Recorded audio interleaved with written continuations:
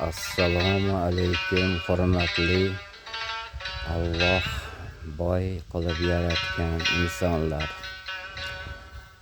Sizlarga shu video murojaatim bor edi. O'zbekiston bo'yicha boy insonlarga murojaatim, taklifim. O'zbekistonimizda hamma yo'q yaxshi, Xudoga shukr. Lekin og'riqli nuqtalarimiz bor. Ko'pchilik insonlarimiz mana shu mustaqil bo'lganimizdan beri qiyinchiliklarni boshidan o'tkazdi.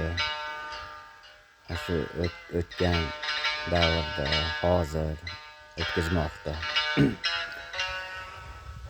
Ulardan mana shu hayotda qoqilganlari bor, qarzga botib qolganlari bor, kasaldan boshi chiqmayotganlari bor, uysiz sarson sargardon bo'lganlari bor. Ayniqsa uysiz sarson sargardon bo'layotganlar juda ko'p. Shu uchun hammamizni ham yashayotgan bir tumanimizdami, shahrimizdami ana shunday insonlarni topsa bo'ladi. Sizlardan iltimosim shuki, mana shu Qurbon hayiti hurmatidan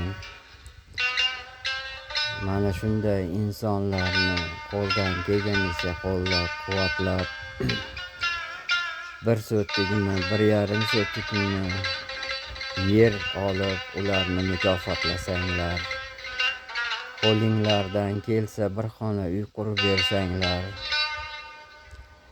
maqsadga muvofiq bo'lardi. Ko'p savoblarga erishgan bo'lardinglar.